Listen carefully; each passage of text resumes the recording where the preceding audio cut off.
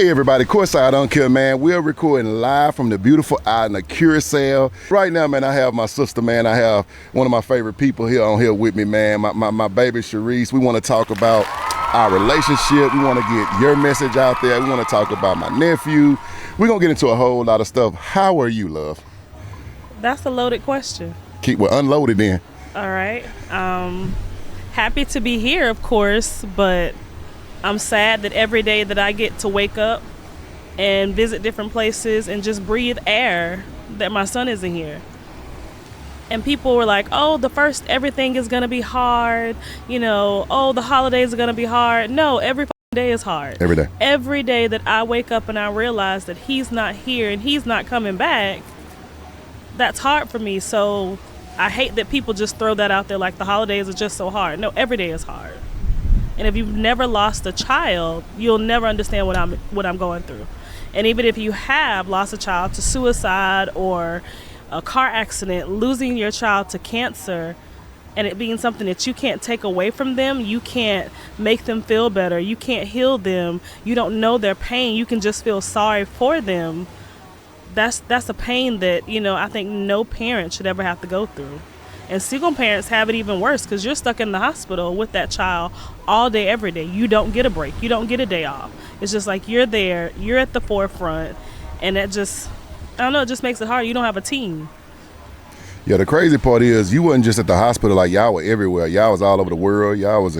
I talked to you one day, y'all be in Minnesota, the next day y'all be in Slingshot, China, the next day y'all be in Japan. He talking about, Uncle, I'm in Tokyo. I'm like, why you son? I'm so tired. I said, well, get you some sleep. I don't want to sleep. so Dre was the most uncomplaining child that just wanted to turn up. That's it. Just want to turn up no matter what the case may be. The good thing about what's funny is I want to tell this story. And for one, we always here with you, Yes. So anything Mabry got your back. The one thing I want to tell people that was so funny is when I first met Dre, when I got the call from Ashley, shout out Ashley. Oh, she was like, can you host? She's like, can you host a Make-A-Wish kid for me? I'm like, yeah, that's cool. We'll give them some seats, blah, blah, blah, blah. So then my wife come to me, she say, hey, baby, can we pick them up from I'm like, hell no. I'm not, no, absolutely not. Because we donate so much to people and we get connected with them, then something happens. So I told her, no, I just want to do the Make-A-Wish, let them have a good night, and I'm done. And she was like, okay, all right, well, never mind then. So then all of a sudden I'm talking shit to one of the basketball player, and some little damn boy come walking up trying to hug on me and shit, talking about, Uncle Charles. I think Candace set me up. But the second I hugged him, I was like, no, I think I love it. So it's crazy because no matter what you feel like going on, God gonna always play that switch. And my thing is, Dre is one of the most painful but most sentimental things that had the ability to come into my life, because as we talked last night, I was like, I feel like Dre knew his purpose on earth. Yeah. And I think his purpose on earth was just to show us unconditional love, unconditional friendship, unconditional just self-awareness. Exactly. Because he never felt sorry for himself. Nope. He went through pain. We talked about him hurting and, getting dizzy, throwing up sometime. But it was never met with no, why me? It was like, bet, I'm gonna be this and I'm gonna be that. And the crazy part is the only thing he worried about in his last days was mama. We rode in Arkansas. He came to see Unc, you know what I'm saying? Because Unc gonna spoil him with them lemon pepper wits, you know what I'm saying? So he gonna come, Oh man, I wish you could play that video. I'm gonna put it in now. The crazy part is every time Dre come around, man, it's the best of times. He gonna talk shit. No, but he tries to talk shit without talking shit. Yeah. It's like a subtle pow. I'm gonna get you. And it's just so funny. And I know it's hard on you.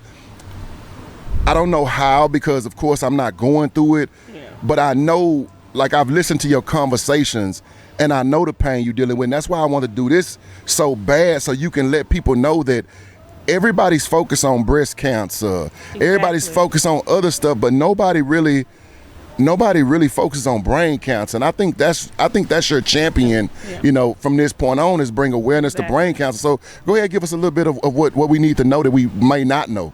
So, pediatric cancer is the leading cause of death by disease for children ages before they turn 19. It's the leading cause of death for them. Most kids get diagnosed at 10 or under, and their survival rate the majority of the time is 5 years after diagnosis. So with Dre, I'm going to say I got lucky because he was diagnosed at 9 with stage 3 brain cancer called megiddoblastoma. Megiddoblastoma, they say, is rare, but in the St. Jude world and a lot of hospitals, it's pretty common for kids to be diagnosed with megiddoblastoma. The issue is the treatment for it is the same treatments that they've had for 20 plus years. Even with going to St. Jude, you know, they mix some things around, try to change up stuff. They have great protocols and different trials, but that medicine is for adults. There's no childhood cancer medicine that is tailored just for children, except for leukemia. Leukemia gets all of the money for childhood cancer, just about all of it. We only get 4% out of the federal government, and that's not a lot at all. Nearly enough. Out of that 4%, brain cancer might get 0.222%. Like, it's very small. The rest of that goes to a more curable cancer like leukemia. So most children that get leukemia survive. They have great protocols. There are some children that do pass, but the majority of them is 90% curable. You go to brain cancer, you don't get the same thing. Like when he first got diagnosed, they said he had a 50 to 70% survival rate. This was even after surgery. So I said, okay, that, you know, the odds are pretty good. The problem is because they're still using these same medicines that are for adults that are 20 plus years old, it doesn't work on children. You can't give these children these dosage that are for adults. Their bodies can't take it. So what end up happening is all these kids have long-term side effects. If it's not neuropathy, it's infertility, it's brain damage because it kills the healthy brain cells, the high-dose radiation that they have to do for groups 3 and 4, the high-dose chemo that they have to do for stages 3 and 4. That's a lot on these kids, and for kids that are like Dre that don't ever become cancer-free, they have to do this cycle over and over again, over and over again, over and over again. And then at a point, it takes over their central nervous system, it takes over who they are, and it changes your kids drastically. Sometimes they're almost unrecognizable, especially with the steroids. I was at one of his friend's funeral, and this was a year before he passed. Crazy enough, he would mirror her symptoms in treatment, and he passed on her day.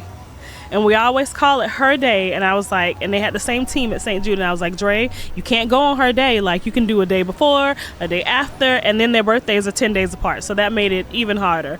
So I was talking to her mom, and I said, what if he goes 10 days before her? Which he coded 10 days before her, which was crazy. They brought him back. And then he go on her day. When we went to her funeral the year before, the steroids, I'm not going to say she was unrecognizable, but it's just hard to see them like that from where they started. Right. And Dre was like, I don't want to see her. I don't want to get close. I don't want to go up there. And he said, Mommy, if I look like that when I pass, please don't have a funeral for me. He said, just go ahead and cremate me. So he made his wishes in his book that they give you at St. Jude called My Voices, My Choices. He planned out his funeral. He did his DNR. He stated what he wanted and what he didn't want. That was the most powerful thing I think that I've ever seen a human do. Right. Let alone my 14-year-old child who's battling a terminal cancer that he knows he's not going to win this fight. He kept trusting and believing in God. He kept standing on the word that God gave him. And right before he passed, he hadn't been talking for like a day and a half because he couldn't talk at this point. And as clear as day, he said God's will. And I'm looking like, where did that come from? And I look at him and I said, God's will. And he said, mm-hmm. And I don't know if at that moment he knew he wasn't getting back up, or if at that moment that was for me to kind of be okay and accept things that were coming. So when I talk about what brain cancer is or what it means, there's so many kids out there that are dying from brain cancer that it's unreal. And like I say, leukemia gets all of this research. Breast cancer gets all of this research. colon cancer, prostate cancer, all these things for adults, but these kids are dying at alarming rates. 41 to 47 kids are diagnosed daily with childhood cancer. This is a daily alarming rate. The good thing about St. Jude is they'll take kids from all over the world. Yeah. And they'll get these kids in from Jamaica, other countries where the healthcare system is a lot different than ours, and the majority of their kids don't survive. Right. Because by the time they get there, it's already too late. But they're going to help them stay comfortable. They're going to educate the parents on things that they can do. And then the good thing is, once it happens, St. Jude will fly that kid back home and help those parents with funeral expenses. Right. So everything is not put on them. Because the majority of the time, parents don't have life insurance on their kids. Right. And even if they do, once diagnosed, you can't get a whole life policy if you didn't have one in place. So if you had a term life, in my case, I had a term life. And I said, I want to turn it over to a whole life. They said I can't unless he's been cancer free for 5 years. I'm like, well, dang. So there's so many other things that goes into the world of childhood cancer, and so many families are out there suffering, and that's why I'm bringing forth the Dre Strong Foundation to help educate parents, to help get them the services that they need, because it's not a lot of things out there. There's a couple of foundations that help with, taking kids to basketball games, having fun times out, but there's nothing out there that really caters to the parents. Like, we need parent support groups. Yeah. That are just ran and operated by people that have been in this predicament. Yeah. Not a person that volunteers at the hospital and you know grief, but you don't know this grief. Yeah. We're also starting a group, a share group with Chick-fil-A. He worked at Chick-fil-A. Boy, hold on. Let's. Boy, did he work at Chick-fil-A? Yes. This dude would call me. Now I'm like, you're supposed to be on the clock. Oh, yeah, I just had to tell you blah, blah, blah, blah, real quick. Hey, my coworker, blah, blah, blah, blah, blah. I'm like, bro, I have to really shout out, though, Chick-fil-A, Delta, St. Jude, because I saw with my own eyes, the president of Delta, you know what I'm saying, like, really embrace you, and it was in Memphis, was there. Like, I'm talking about, I gained a whole new level of respect through this process for those three places. Like, the doctor that he had, you know what I'm saying, like, he was so good. He allowed us to pray with him. He prayed, before the surgery. That. Like, he was Shout out to Dr. Clamo. Yeah, man, he was a really good dude. I wanna talk about a little bit our plans, because for one, Prime is gonna partner with you on the Dre Strong, and I'm hoping that you don't mind partnering with us and let us be a tentacle of what you want to run, and how you want to do it. Again, congratulations on what you've gotten so far. Thank you. But we want to bring not only awareness, we want to bring a plan together, because St. Jude is doing the best they can. LeBonner is doing the best they can. But those doctors are stretched so thin. They are. And they're so focused on, this is just me, and I may be wrong, but I feel like once they feel like they can do no more, it's like I don't really know what else to do, because I can't do no more. You know what I'm saying? So it's just like, I just saw you go through a lot of shit, and I'm like, damn, bro, like, how can we fix that niche? And they need to focus on what they're doing. Right. So we need to find another niche, which, just a little thing. And we're just going to start small, and we're just going to try to pound away at something. We're going to put one block up. But we want people to know that you can't give all the Dre Strong information out. Make sure that, they know they can contact you, where they can get a hold of you at. Of course, you can get with Candace and Prime, or whatever donations comes to you is, for you, or however it needs to be. Whatever link you want to put up, we can put up the link for you, because again, at the end of the day, this is a problem they don't know they have, and they're trying their best. So now it's up to us to team with them, not tear nobody down, but team with them. Like you said about the housing, like, you do need a more, because they had great housing. They did. But you do need a more intimate kind of place, not just a hotel structure kind of, what I'm saying? So let's get into that a little bit. So that's something that long term I would love to do, is provide housing for families going through it. Because yes, you get housing through the hospital while your child is in treatment, but say you're a single parent and you've lost your housing because you had to take all this time off from work. You don't have any more short-term or long-term disability, so your job lets you go. Now your family is staying at the hospital because your child's in treatment, but treatment is up. Where are you going to go? Yep. That's something else that, people don't realize happens to a lot of parents. Even when there's couples, you have the one parent staying home with the other kids, then you have the other parent at the hospital, and that one parent is working as hard as they can and being stretched thin. You still lose your housing. Yeah. And you have nothing to fall back on because there's nothing out there for parents that aren't on Section 8. Yeah. Parents that, don't fall within that poverty line to where they can get government assistance. Like, there's nothing out there to reach childhood cancer families to help them like that. You'll get maybe an assistance for 1 or 2 months that'll pay your mortgage. Then what happens after that? So that's another thing I want to start. I want to have the Dre House. And I want that to be a place where families transitioning out of treatment have somewhere that they can stay. And everything is provided. Almost like the Ronald McDonald House. You have, kitchens, you have your rooms, you have play areas for the kids, you have great things outdoors, get some actors or players involved to help just come out there and bring holiday cheer, or to just come out there and support the kids, put a smile on their face.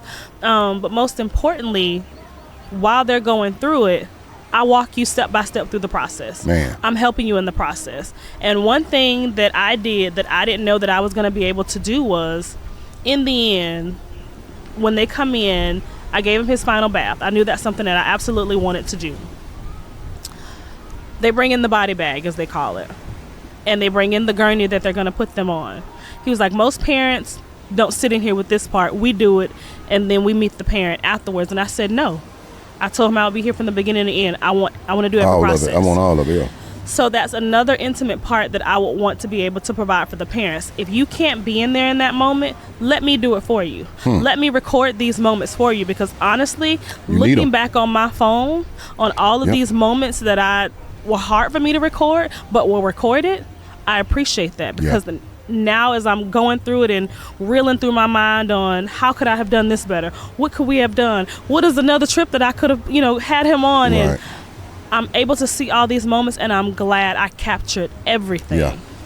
That's part of your healing too, because it helps me a lot too when I look at just our videos. Yeah. You know what I'm saying? Like when I'm recording him and me and him talking shit, you know what I'm saying? Like, and I'm seeing like, oh, he zoned out, like we lit, you know what I'm saying? So it's just such a hard process. And again, we known each other, what, a year and a half, 2 years now? Yep. And I've seen you every step of the way. And I don't know more of a champion for their kid than you did. Like, I'm really proud of you, and I'm really proud to have known you and to be able to call you my family, because like, I know I've seen my wife go hard for her family in the hospital, but bro, I ain't seen nobody go hard as you. Like, I'm talking about every step of the way. And you had your moments where you cussed their asses out. You know what I'm saying? and we have to be like, baby, they stuck too. They don't know what you know what I'm saying? Because I've my last couple of years of life, I've tried to give people grace. You know what I'm saying? But you were writing a lot of the things you were saying. It's just, I think you were so frustrated because like, why don't nobody know this shit? Yeah. You know what I'm saying? That's the frustrating part. Like there's nothing out there. Yeah. And medulloblastoma is so complex. And with Dre, I donated his brain to science. When he passed, he had 6 brain tumors and a cluster of tumors that had been there over 2.5 years. The hospital was shocked. How is he surviving with all these tumors in his head? Right. How is he not in a wheelchair? How is he still smiling? How does he still have control over his motor functions? They were just amazed that he wasn't a vegetable by this point, living with all those tumors as big as they were. School was great. Like, his school really helped me advocate for him. I didn't have to worry about him going back to class and things happen or people saying anything to him, because his best friend Claire was on that. She didn't play no games about Dre, but the school was very good. They pulled up too. They the school. Hey, listen, the school pulled up at the hospital and at the funeral. Yes. Like, they didn't play no games by Dre, boy. When I tell you, the doctor had told him he couldn't play basketball, and that's all he wanted to do was, when he got to middle school, play basketball. And the doctor was like, no. So he cried, and I was like, no, let him do it, because Dre said if he dies playing basketball, he's dying doing something he loves, versus you restricting him, and he can't do it. So I signed a waiver. The school got it done, and that was the happiest I've seen him in such a long time. And it was funny because he only played like 2 minutes in every game, but those 2 minutes, that brought him so much love and joy and happiness. And so I'm giving really A lot of shout out to the school, the coaches, Lee Middle School. Middle School. They're doing a dedication to him on January 15th at 5:30 p.m. and they're honoring my request for retiring his jersey. Oh, I need one. I need one And to put in my his number. office. Lee, can y'all please give me a jersey? I need one for my office. I got all these stars and celebrities. I definitely need. Hold on. The question though, did he score any points? I think he scored maybe 2 or 3 points. That's good. That's good. That's good. That's good. That's beautiful. He scored more points than Stephen A. Smith did. He scored more points. So than his Stephen A. dribbling game was on. Like, he would defend you. He was good on some layups. Now. Yeah. He could do a little layup. And the other thing that, speaking about school and advocacy, in schools there is no advocate for childhood cancer. That's crazy. So that's another thing the Dre Strong Foundation wants to do is we want to help those parents and we want to advocate for you. Like they'll give you an IEP, maybe. They'll definitely give you a 504 plan. But to have those things in place that are just designated for brain cancer, Right. that how these affect these kids, memory-wise, focus-wise, Because when you showed me sensory. when you showed me all that shit, I was like, I would have never thought about that type of shit. Like the stuff you bring into the table, we're gonna have to do just a YouTube period of you breaking down those exact things because the normal world have no idea. These kids go through a lot because your brain controls your whole body. Yep. And when he first got diagnosed, the first tumor was in his pterofossa, which is in the back of the brain, and that controls all your motor skills. Had no idea what was wrong with him. We're just like, oh, he's going to first grade. He's a boy. He's not maturing yet. You know, he's just going through his thing. He'll be fine. Right. Had no idea that was a tumor pressing up against his brain. 2 years later is when he got diagnosed. And then still within that 2-year period, it took them 8 weeks to figure out that it was cancer. And I kept taking him back to the hospital. And there's nobody out there advocating for these parents because they were like, oh, we did a CT scan and we seen a cyst on his pineal gland. No, that was the whole tumor. Yeah. But it was misdiagnosed. Where was this at? What This was at the Children's Hospital of Atlanta. Okay. And we ended up leaving them to go to St. Jude because actually the chaplain gave us a teddy bear. What? It was a St. Jude teddy bear. And I'm thinking it's just a teddy bear. It's good. And it said, call St. Jude. So I was like, what? What is St. Jude? Call St. Jude. They were assuming he hadn't had surgery yet. So they were like, yep, Dr. Boop is going to do your surgery. We're going to fly you here. Tell them you're coming for a second opinion, knowing you're not going back. That was just, for them to release us. Right. Because throughout the whole process, I had to fight to get him inpatient therapy. I had to fight to get him all the equipment that he needed. I had to fight to get him a special room. Literally, the time he got diagnosed, I had to tell them in the hospital, I would hate to have to John Q y'all ass. Right, straight up. This has Close been his 8 mother down. weeks, and y'all been sending us home, and his symptoms keep getting worse. The nurse called security on me. I had police at the door, and they were like, oh, you threatened staff. I said, well, take it however you want it. Something is wrong with my son, and we're not going home today. Right. So a doctor came in there and said, your son does need an MRI. You have been known to threaten staff. Just look at that. Maybe a time or two. It got the job done. Hey. Oh my God. You just have to know how to do it in a polite way and know you're right. It's like, you just not going to give me the okie doke and tell me that, the sky is blue and I see that it's green today. Right. Because in my eyes, it's green. Like, whatever. She going to fight for her baby. Listen. And I will fight for your babies as well. Facts. That has been something that has been put in my heart. And me and Dre talked about it, and I was like, Dre, I want to do the Dre Strong Foundation. These are the things that I want to do. And that was his idea, the advocacy, because there's nobody in the schools fighting for these kids, and there's nobody in the hospital fighting for these kids. Once you get diagnosed, you'll get introduced to all these organizations that provide happy times and fun things. But who is here with me, walking me through this process? Who is here that is knowledgeable about what's going on, that is going to help me navigate this? Right. Because I have no idea what's going on. And a brochure ain't going to do it. Exactly. I tell people all the time, I'm like, they want you to help all these kids in the community. Okay, what are we going to do after this event? Right. Because they're going back home to gang members. They're going back home to poverty. What are we going to do for the day-to-day of their mental? Because again, you never had counseling. It was no counseling involved, and I hope I can get with my auntie. She's a counselor. She's a coach or whatever, and get her involved into it too, because you need to talk to somebody. Yes. Like you need that mental stability, especially if you don't have a spouse, especially if you don't have a sister. That's why we always try to pull up. Like just a minute of And they pulled up all the time. Yeah, we listen, y'all. Those who know us know we will pull up. Whether Up. we wanted company or not, I'm on my way. You on your way? Okay. And Dre be all excited. It's so funny. Listen, the day he had surgery, the day he had his last surgery to get his oh my God, I can't even think of what it's called. Shunt put in. Shunt, yeah. And I was on the fence about it. And I swear Candace had to hold me up because I said, well, what if we don't do the shunt? Because I was hesitant about the surgery. And he said, you'll get weeks versus months. And I have never understood when people say they were like weak at the knees or they couldn't feel their feet.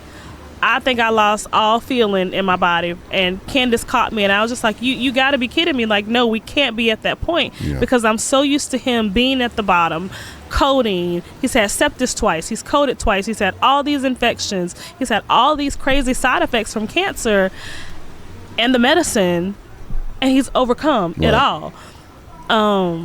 So in that moment, hearing that, I'm like, you got to be kidding me. Like this, this can't be it. And Dr. Clamo was like, you know that I'm going to always tell you the truth. Yeah. He's like, you know that I love you guys. And it's funny because Dr. Clamo is the majority of all the kids surgeon who has brain cancer. Yeah. But he prays with you. He allows you to pray over his hands. And shout out to him because he has like 6 kids. Yeah, he tough, man. But he stays at that hospital and gives you his personal phone number and checks on you, lets you call him in the middle of the night because you have questions. Yeah. And that's like a care that you don't get all the time. Because me and his oncologist at St. Jude, we butted heads for like 3-4 years. And I would see the fellow just because I didn't want to have to deal with him. And I felt like, you're not listening to me. And his exact words, I'm the doctor. You're the parent. Let me do my job. Yeah. And I said, I'm going to let you do your job, but you're going to explain to me what you're doing every step of the way, why you're doing this, what are the long and short-term side effects, and are we at that point to where it's necessary to have to be done? Right. Because a lot of times the doctors just tell you, no, we're going to do this because that's what protocol says. Yeah. We're going to do this because that's what we usually do. No, I need you to give an individualized plan for my child. My child. He's different. His case has been different since we started. And the fact that he lived with all those tumors for so long with no side effects, no major ones, that was a gift from God. I think that's when it got real to me today. We walked up and he was showing us all the tumors on the camera, like on the monitor. Yeah. And at that day, I was kind of like, God damn, he going through a lot. Like his whole brain damn near was covered in tumors. And smiled every day. Every minute, not every minute. Able to smile. And I thank God that he never lost his smile. He never lost his awesome personality. And he has a friend named Faith at the hospital. And she is like a St. Jude champion spokesperson. She's amazing. They started together. She has Irwin sarcoma. And she was cancer-free for 4.5 years. So at the time that we're back in the hospital and going through all these transitions, she's back in the hospital. And I hated that she had to be back in the hospital because her cancer came back, but I love that they had that time with each other.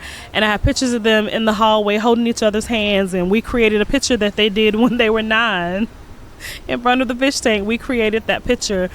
And Faith is the one who actually gave me the idea because her brothers work at Chick-fil-A. So we're like a whole big Chick-fil-A family in Tulsa, Oklahoma. And so she was like, everybody at Chick-fil-A in Tulsa is praying for you guys. We actually drove up to Oklahoma, got to meet the crew, took pictures with them, hung out with them. And we were just sitting in there talking about Dre. And she said, this will be a great opportunity for you to link with Chick-fil-A and do a grief group. And I was like, I don't want to do no grief group. No. Yeah. But then as I went to a grief group at my church, grief group at work, grief group in the community, none of them focused on the things that I was going through. Right. I needed to talk and have a safe space to not talk about my kid who was 50-something years old when he passed away, or my husband that I've been with for 45 years. Like, none of those things related to me. Right. So I'm like, this grief group isn't for me. Right. So we partnered with his local Chick-fil-A, Poplar Road in Noonan, Georgia, and that's the one he worked at. And shout out to them because they allowed him to call me and FaceTime me whenever he wanted to. Lauren McGuire is the owner operator there, and she is just amazing. She met us when Dre was about 10, and he just kept telling her, I want to work for Chick-fil-A. I want to work for. She said, as soon as you turn 14, you can come work for me. He interviewed. He did the whole so nine funny. process. He wrote the letter on why he wanted to work at Man. Chick-fil-A and what Chick-fil-A means to him. And when he got the job and went through training, that he was lit. He was lit, man. He was lit. And it just so happens that he got sick, so he couldn't start until that January. But he got to go to the Christmas party. And it's funny because me and Ms. Lauren was just talking about this at the chaplain. And she said, we had our Christmas party yesterday. And she said, all I could think about was Dre and him being so happy when I gave him his gift. And he said, I'll see you next year. And she was like, right, buddy, you're going to see me next year. And she said, as I was handing out everybody's stuff as they were leaving, I'm like, wait a minute, I got to give Dre his. And she was like, that's when it finally hit me that he's not here. Yep. But they were at his memorial. They catered. Delta Airlines is the company that I work for. And throughout this whole process, they were like, go on leave. I love Delta. I'm not gonna lie. What's the president's name? What's the guy name? So Matt Sparks is the SVP who actually came to the hospital. Yeah. But Ed Bastian is the one who rallied for them to make sure that my job stayed put. Yep. That I have a place to come back to, that I can take leave as long as I want to. And I hope I don't get in trouble for saying this, but Ed's brother passed of childhood cancer. So he understood exactly what I was going through. Yes. He knew how to cater to this. And we have a jet drag that we do every year with Delta Airlines. This year is going to be April 26th at the hangar. Day before my birthday.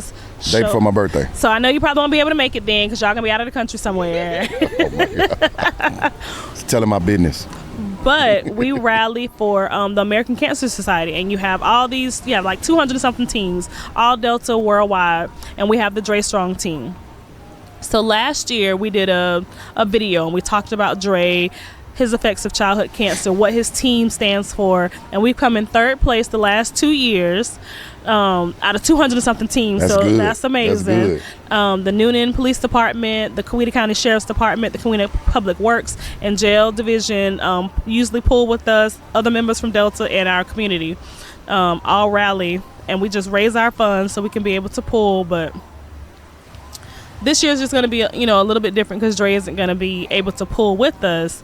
But the excitement in his eyes and, the fact that we're not doing it for childhood cancer, but cancer as a whole. Right. One of the houses that they give to is called, I think, the Hope House.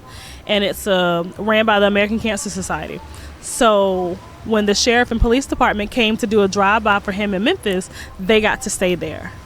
So even though those funds didn't directly go to childhood cancer, it went to something that helps childhood cancer, and it helps their families because that gave them another place to be able to stay. Yeah. Because they couldn't stay in regular St. Jude housing, but they wanted to make sure they were taken care of. Right, and because they were there visiting a cancer patient, why make them pay for their room when there's something out there that to help them? So shouts out to the American Cancer Society, the Hope House, Delta Airlines, Asbury Foundation, Asbury Automotives. I'm saying Asbury Foundation because I'm kind of need their help too.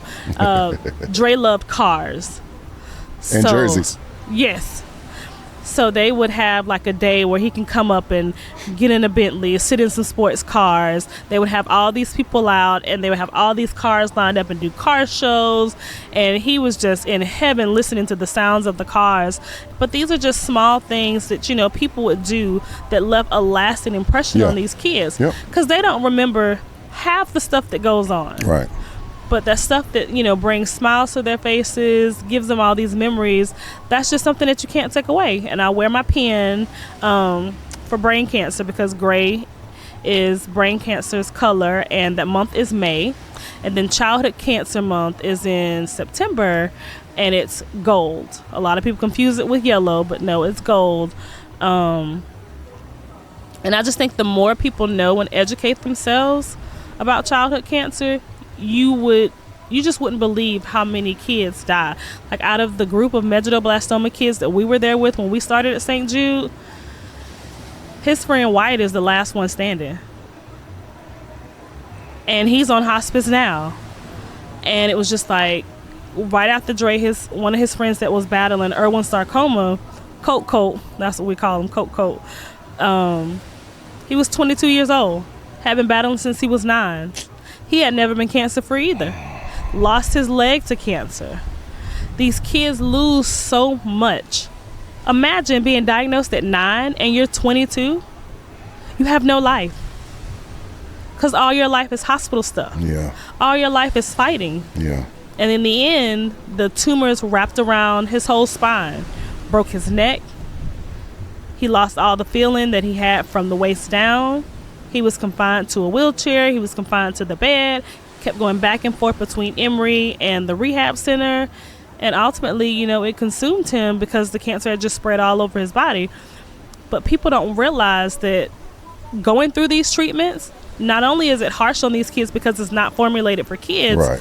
but the lasting side effects that come and how many kids get secondary cancers from chemo and radiation. That's It's crazy. just like you get rid of one thing and then you get something totally different. They need to understand what got rid of the cancer caused another cancer. But because it's too strong. And they tell you that. They'll give you that disclaimer though. But you have no other options because those are the only treatments that they say are out there. So until they find better funding, because each grant to fund is $50,000. Right.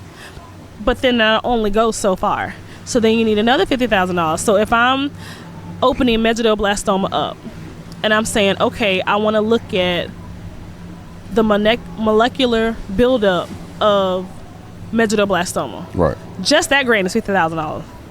Then if I want to go to the other part where I'm looking at the cells within it and how these channels work together, that's another $50,000. So like, there's nothing out there. And it's 50,000 of those $50,000 that's needed. So I mean, like because there are over 12 major types of childhood cancer and over 100 subtypes. So if you're not within that 12, those 100 subtypes never get really treated. Right. Because they don't know. There's nothing. But out of those 12 subtypes that are out there, there's some kind of treatment, but it doesn't work. And Dre wasn't able to finish his first round of chemo when we first started the trial. Right. So they already figured then he wasn't going to make it because there was a lot of residual there. Even though they removed the whole tumor, Right. all of that residual that lives there with medulloblastoma, that creates more tumors. Yeah. And it could be the same cancer or it could be a different cancer. But they eventually grow into whatever. And so they counted him out then. So At 9.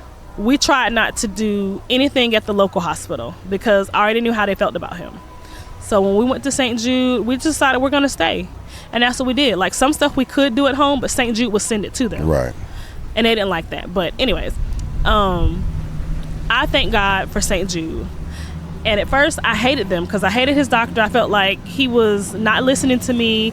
You know, he wasn't taking my care and consideration, you know, into play. But when I looked at it overall now, I can see that he had not only Dre's best interest in heart, and not just the hospitals. He cared. It was just, he couldn't show it. Yeah.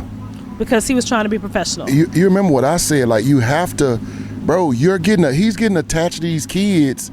You seeing this every day. Where's his mental help at? Right. Where's his mental break at? Yeah. Like, all he's dealing with is people at their worst times. I got so much respect for that man when he said, listen, I love y'all, but I have to tell you what you're in for. Yeah. Like, if you don't do the shunt, you got a week or so. Yeah. If you do, you got months. Yeah. So he allowed us to prepare accordingly because he was real. Yeah. And no matter how pain, because you know, I'm gonna tell you, bro. I pray. I want to share this with them, with the listeners too. I was so mad because I pray every morning before I touch my phone. One day I'm praying, I'm like, God, why is he going through this? What's the why? You know, let him be your story. Let him glorify your name. Cure him now. We're gonna tell his story through your view. We're gonna give you all the glory, all the power.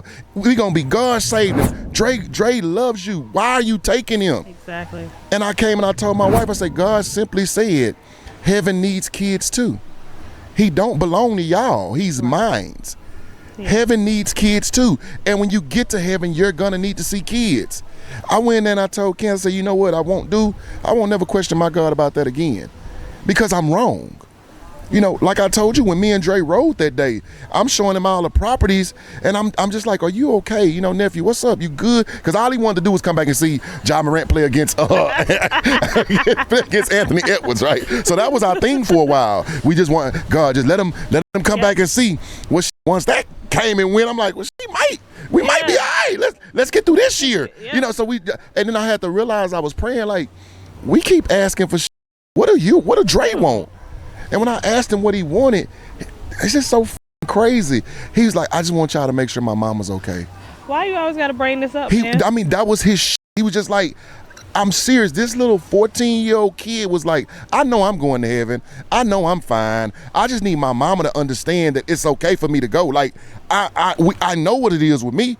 Like I'm cool with that. I've accepted that. And to hear a 14-year-old, and I'm going to play a bunch of clips of him too, because y'all don't understand it because you didn't get to see his glow. You get what I'm saying? So when everybody who's been around Dre know, you know what I'm saying? Like, I was told a long time ago, I come and I take over rooms and I suck up the air in the room, long as I wasn't in the room with his ass. Because he gonna take over this motherfucker just had brain surgery and came in there talking about, you got my lemon pepper. I say, this little boy is crazy. And then I tried to play him. Y'all tried to play him the first time. He ain't gonna remember that what I told y'all. I say, shit, if Dre ain't gonna remember nothing, second he open his eyes, he gonna want them lemon pepper. And I tried to play him. I'm like, so you want lemon pepper dry? Lemon pepper wet, lemon pepper wet, lemon pepper wet. So fresh out of surgery in the recovery room. Talking about so what funny. You want? I want my lemon pepper wet. And of course, Candace walked on over to the place. I'm not gonna give him no shout out because they ain't gave us no money. But she went right over there and got them lemon pepper wet, and he destroyed them. Yes. Destroyed them. I don't want. Was his thing. You know, we really have to talk about childhood cancer, but I can only talk about great times with my guy. You know, so I watch my videos. I have my moments where I tear up here and there, but I'm just glad I got to meet this young man. I'm glad that you're in our life. I'm glad that he brought us together. You know, shout out all the parties that played a role. But again, like I told you the other day, I don't feel sorry because he gave the world what God intended for him to be here for. Yeah. He showed us unconditional true fight, true love, and true just compassion for others, because he never once made nothing about himself. Yep, that's true. And that's the thing I wanted to make sure that we still connected after his passing, because once the ball go flat, everybody forget about you. Exactly. And I wanted you to know. That's why we were like, nah, you coming with us for New Year's. You because you need to know too. Yes, we love Dre, but we love you as well. It ain't just something to be posting about or something to be. Nah, this family. Yeah. We locked in. You know what I'm saying? So I love you, man. Whatever else you want to say, let's say it. I mean, I don't. I'm gonna give a shout out to Target. And I know a lot of y'all be like, oh, black people ain't supposed to be supporting Target. But let me tell you something. St. Jude has a house called Target House. Yep.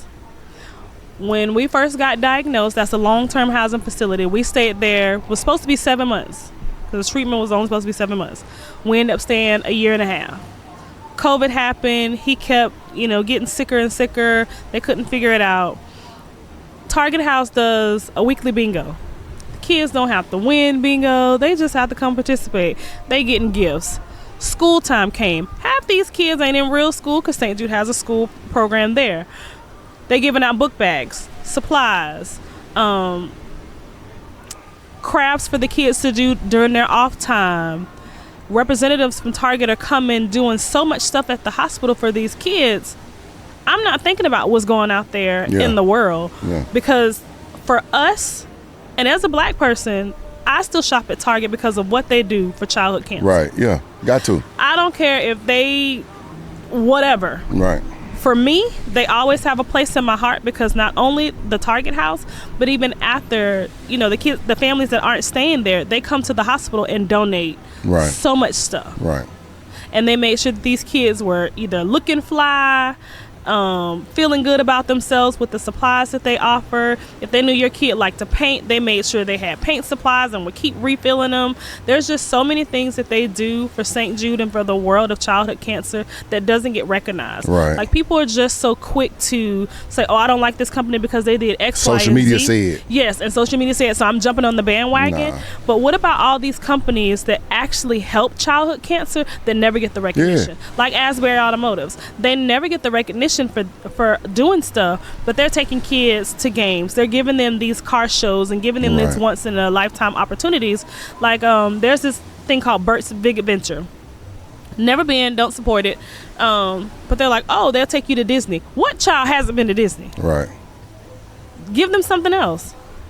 Let them go to Universal.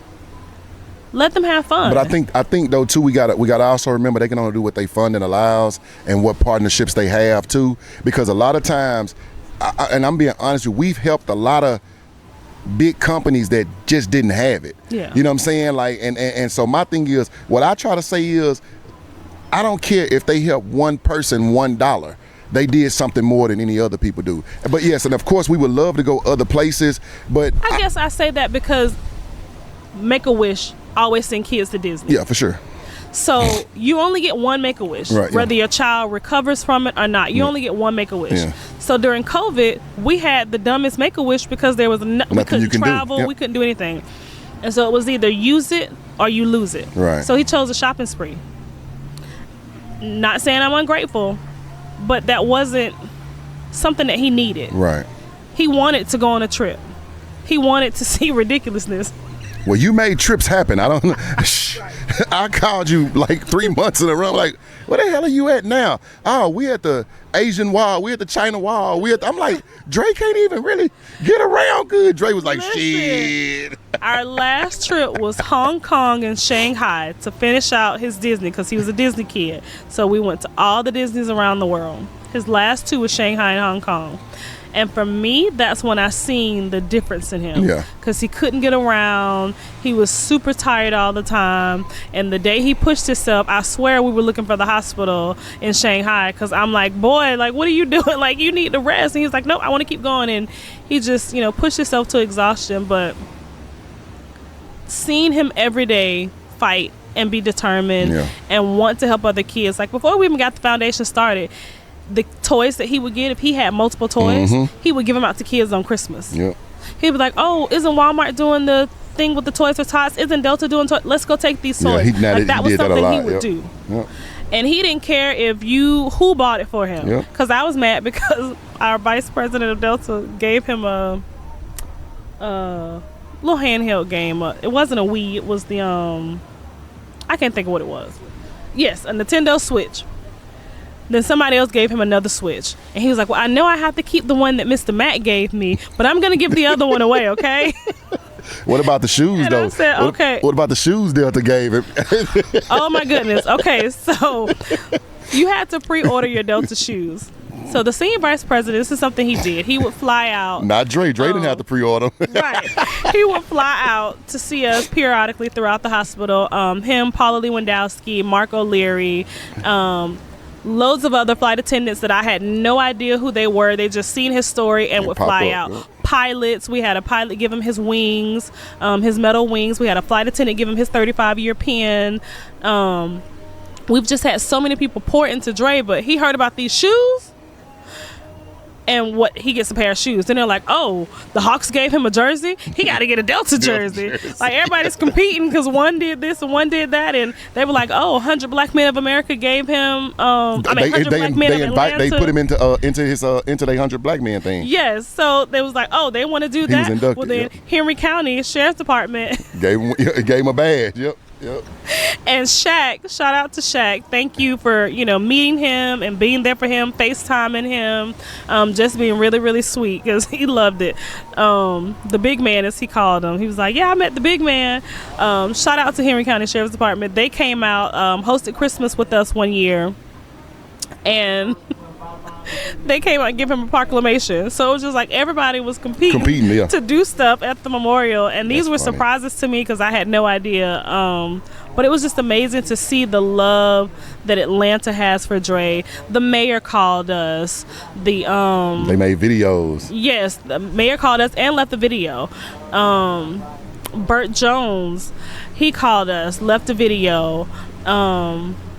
The governor called us and left a video. It was just so many people influential in Atlanta that heard about my child and took the time out to not only call and check on him. And I was like, well, do you mind making a video for Dre so I can play it for him? They were like, oh, yeah, no worries.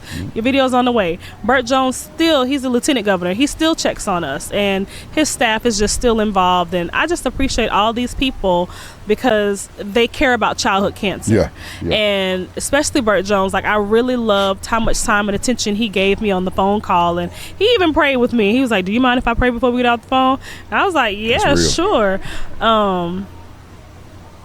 So so many people have poured into me and Dre, and I want these same people to pour into these other kids and families that are going through it. Because they need it. And that's what's they need needed. it.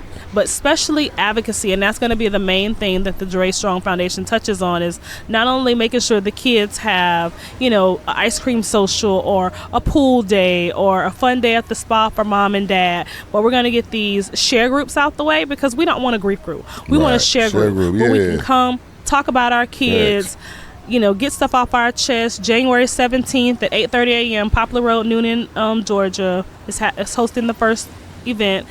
And we just want to make it something that catches on with other Chick-fil-A's, other places, Target, Infinite St. Interior. Jude. Exactly. Prime Global. We'll be in all that. We're going to be in all that. Just making sure that Portia has been amazing. Just making sure that all these companies realize how important childhood cancer is, because without these advocates, which is another thing that we want to do, like I said, in the hospital and on a day-to-day basis, helping you advocate for your kids in school, because a lot of schools don't know. Okay, we'll just shoot you an IEP because your child has brain cancer. Yep. Oh, no, I need one specialized for what my child's exact diagnosis is and for what they're dealing with. Right. And just a lot of parents don't know how to fight for that. And I thank God that, I had a team who helped me, and my oldest son had ADD and ADHD. So he had an advocate. Shout out my guy, Sean. Nephew, love you, boy. So there's so many programs that, advocate for people, for kids with special needs as far as mental health, and autism, but there is something out there that's for cancer. Right. So that's another thing that we want to bring to the forefront, and just making sure that families are supported, that they're loved. But the main thing is to get this Dre house, because parents are displaced all the time, families are displaced all the time, and for them having a safe, comfortable place, it's not a shelter. Right. We definitely going to reach out. For one, we're going to get with Tony Allen, and we definitely going to get with Mayor Young, Sheriff Buckner, and we finna try to get that into play because the mayor already wants to do more affordable housing, and I know people that are doing that, so we finna be boots on the ground in Memphis for sure, and St. Jude is there, so we definitely want to team with you and get a plan together to start, for one, because we build, so we'll build some houses, and we just team up and do it together, and just make it all, make it all about Dre, make it all about the city of Memphis, St. Jude, cancer, so people can start being aware. And also we want to have a place, I would love to partner with somewhere like Sandals, like a Beaches, you know what I'm saying, and start getting that kind of stuff, because this would be a beautiful place for somebody to disappear for a couple of days. Exactly. Anything else you want to go over, bring up, or I think I've touched pretty much on everything, but I just need people to realize there's foundations like the Raleigh Foundation. They do good with helping with grants, helping fund grants for kids with childhood cancer. Like I said, Asbury Automotives, Blue Skies Ministries is a camp that provides. Oh, they were great. They were great. Like you can do a weekend at their Dollywood location. You can do a week at their Port St. Joe, a week at St. Simon Island, Orange Beach. She has a whole bunch of locations, Melinda. It's ran out of Marietta, Georgia, but anybody in the country can come.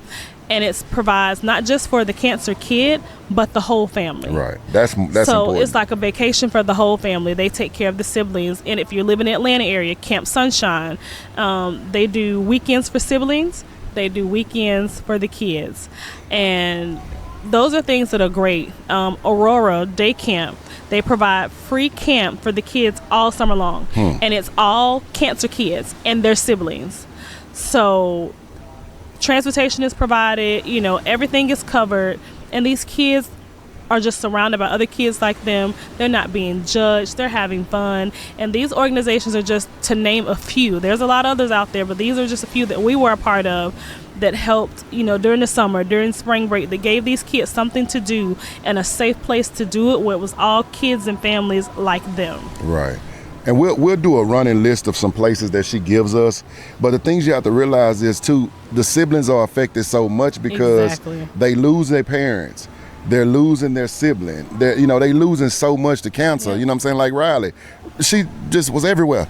Like I'm everywhere because I got to be here with my brother. I got to be here with my mom. Like, and then sometimes parents don't have help. They don't have nobody to come get them. Like, you were dealing with so much. That's why I have to shout out all of our friends and everybody, because Riley will be at some of our friends' house. Yes. They'll be like hit kid and them will come like, and you be like, where's Riley? I see Jasmine post and Riley at the house. I'm like, it's just as crazy. So again, guys, what we want to bring awareness to, for one, we want for Dre's life to forever live on. So we're definitely gonna, pump into his foundation. The Dre Strong Foundation has a Zelle. We have Cash App, and I'll give you all those. Yeah, we'll post all that. But I don't want it. I want it to be as a champion. I don't want us to be going on hoping and wishing. We got to keep God first. We got to understand what we're trying to do. Yeah. And guess what? Just like any war you fight, there will be casualties. But we have to carry those casualties the rest of our lives with us, because that's going to give us our endurance, our motivation, and our energy to keep the fight alive. So again, if you or any of your kids, siblings, or whoever are going through cancer, our prayers are with you. Hey, y'all, reach out. Anything that we can try to help with, we can put y'all in connection with her, because this is gonna be her. Trust me, I know her. This is gonna be her thing. You know what I'm saying? So y'all just reach out, man. We're not saying call us. We're gonna send you no $1,000. That's not what we're saying. Right. What we're saying is we're trying to create a community of people that can fight together. Yes. Like we need each other, man, in this. And again, if I need to come to the hospital, I'll come to the hospital. If I need to come to the school, I'm coming to the school.